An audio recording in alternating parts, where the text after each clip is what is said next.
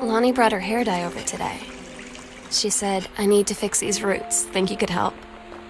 Dyeing hair is weirdly intimate. I don't know if I've touched someone else's scalp before.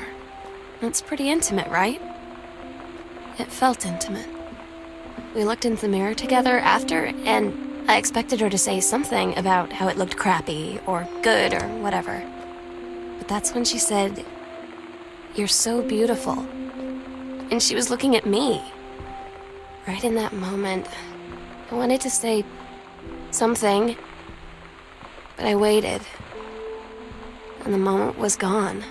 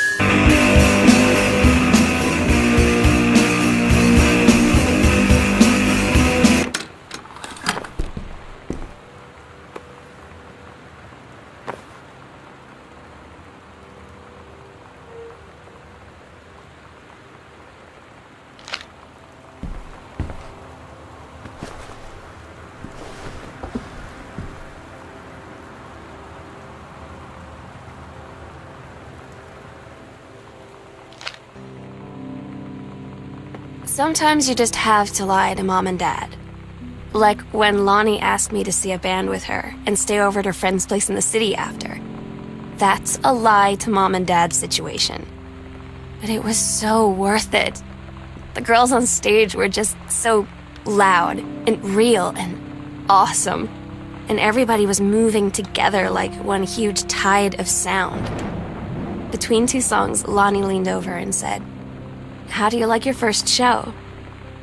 I was so happy. I felt tears starting in my eyes. And then she up and hugged me.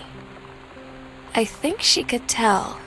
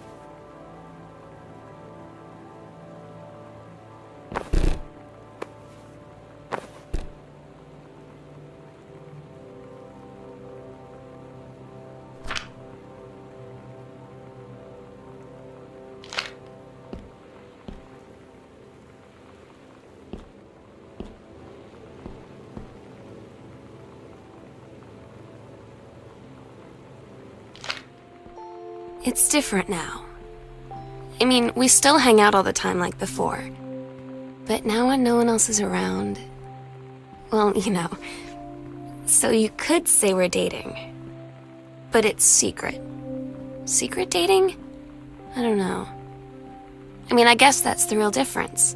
Now when we get off the phone or go home for the night, where it's just quiet and we're alone, we say I love you.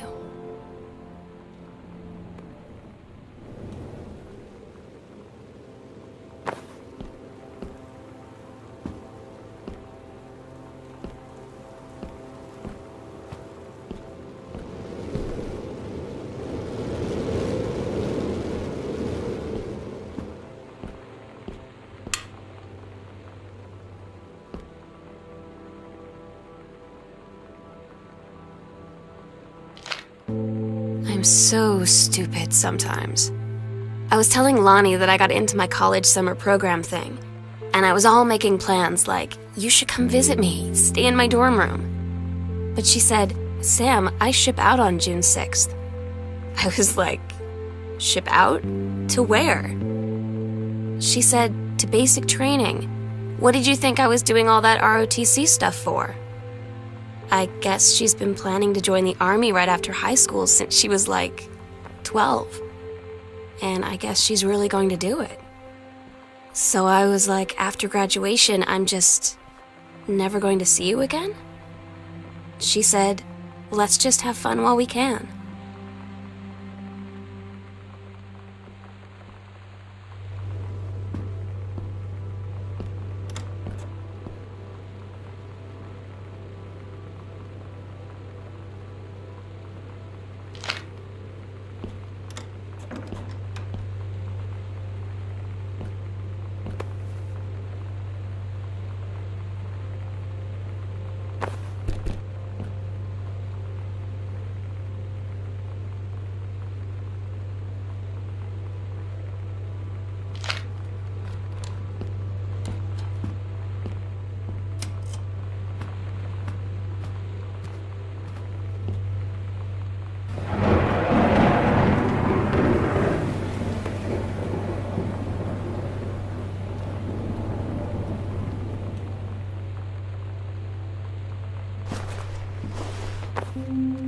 They tell you to stick with the group on field trips, Katie.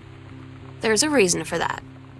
Lonnie and I snuck off on the side paths at Multnomah Falls and got a little lost. Okay, a lot lost. Like, for hours.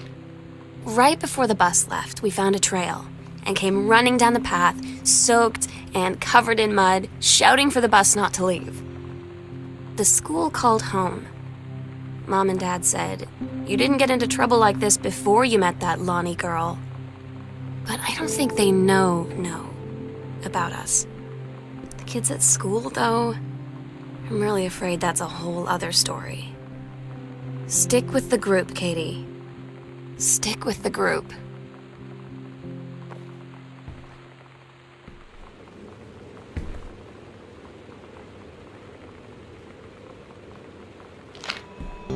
Todd's band lost their singer.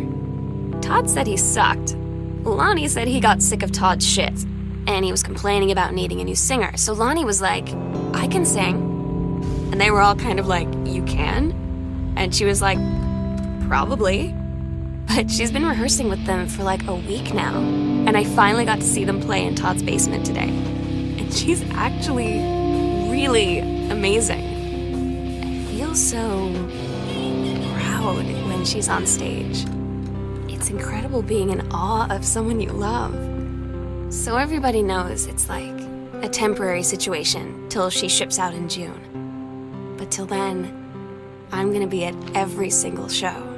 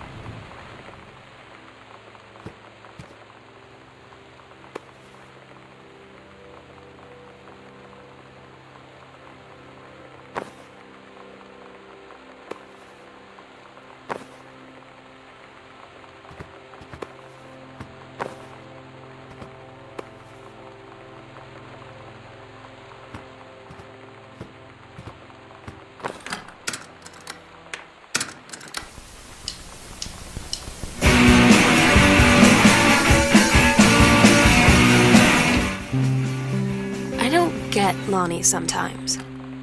Like, her band, and our zine, and her hair, and everything are all anti-authority.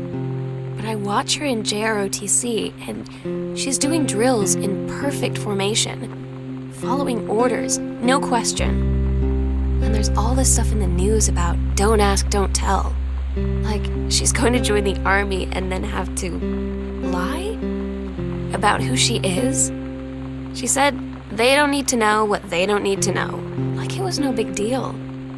This from the girl who trashed her locker to, like, defend my honor. I've learned when to stop arguing, though. I don't think Lonnie even gets Lonnie sometimes.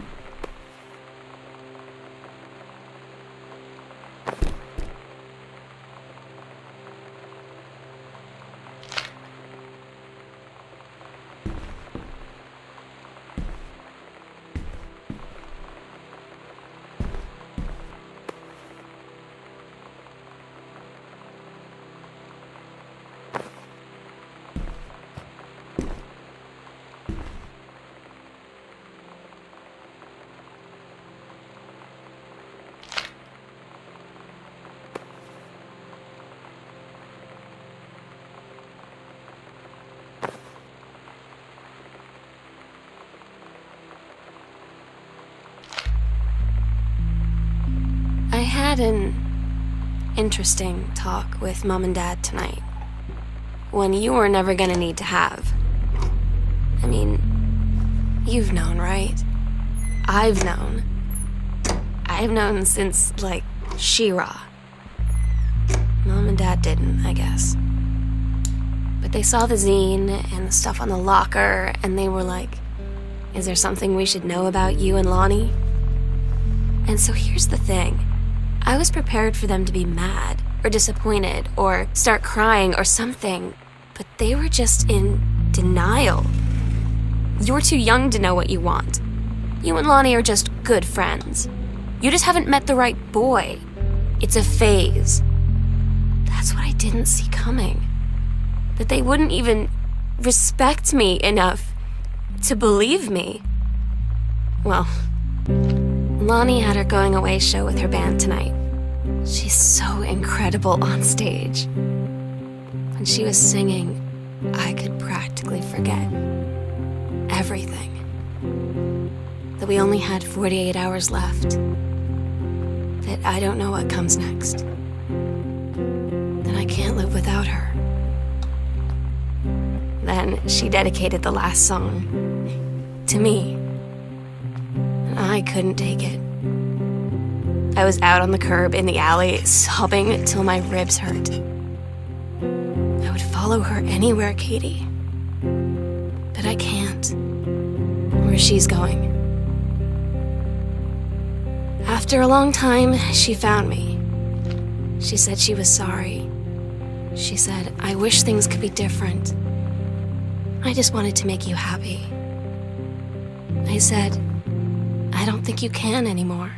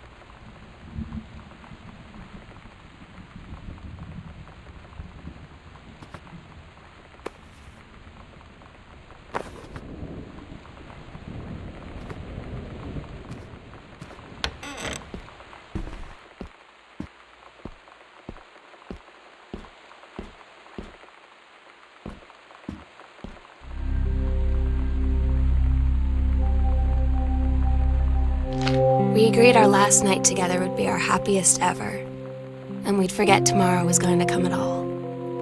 It worked for a while. We had a good time seeing Oscar off, then ran up to the attic to look through our photos, to find one for Lonnie to take with her. And looking at them, I realized they were all in the past, and there wouldn't be any more. And I didn't know what I was going to do. And I cried, and she held me. She said she knew it was hard, but life would move on. I said I didn't want my life to keep moving without her. That's when she cried too. I was so exhausted. I must have fallen asleep like that, in her arms. In the morning, I woke up, and I was finally alone.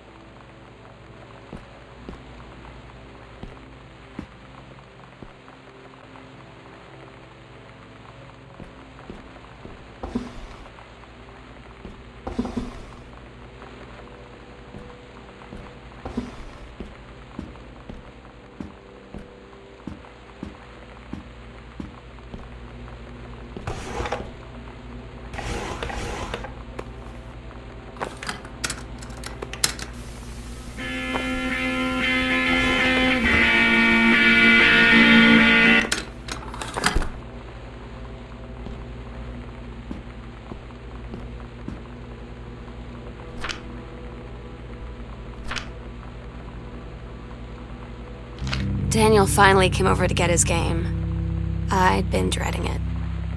But he brought this story with him that I wrote when we were little. I started reading it, and then there I was, crying at the kitchen table.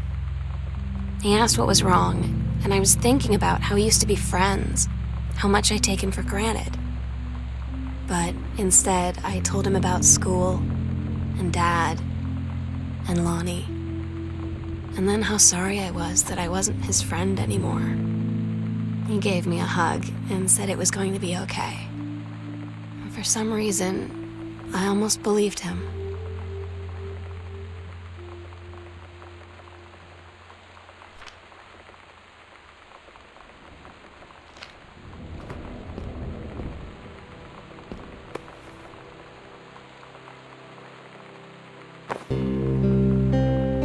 I asked Lonnie what she had to do to get ready to ship out for basic training.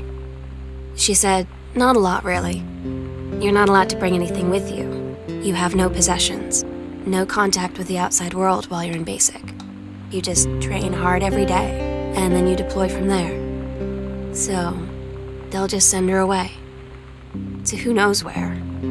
The other side of the country? The other side of the world? My mind, can't process it. She's really going to be gone. Just gone.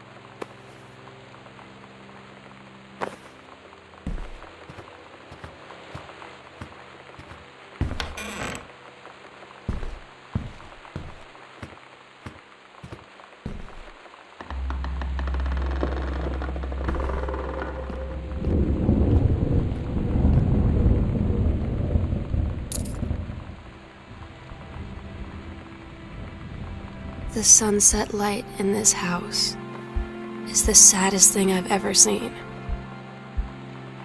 I just want to sleep. When I'm in the attic, it almost feels like Lonnie could still be here. She's just downstairs. I'm just waiting to hear her pull down the hatch and come running up. Maybe I'll go up to the attic and wait.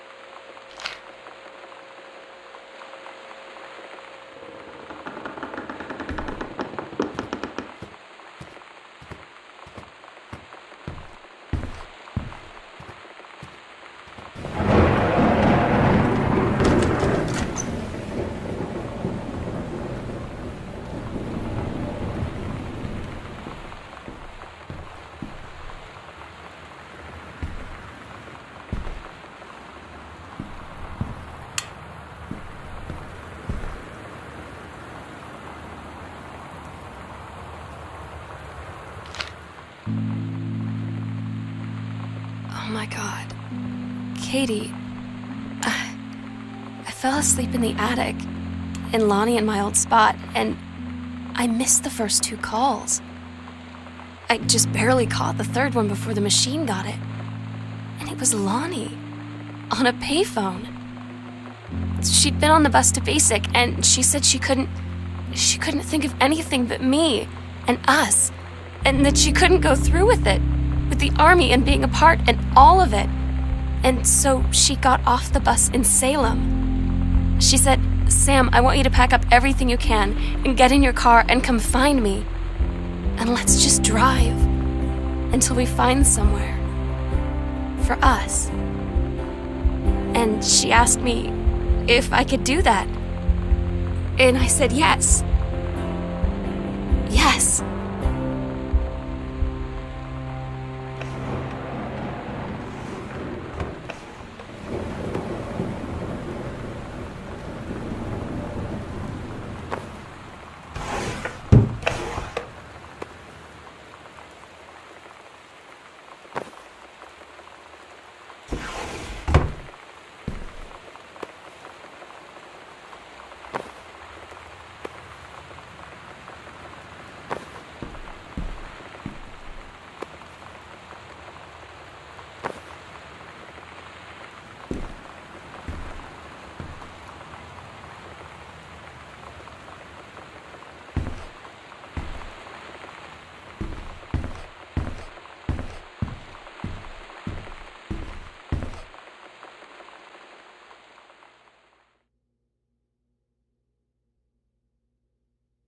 Katie, I'm so sorry that I can't be there to see you in person, that I can't tell you all this myself.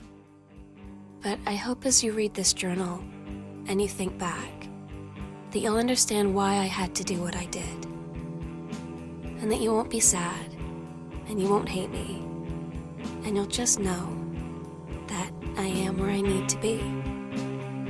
I love you so much, Katie. I'll see you again someday. Love.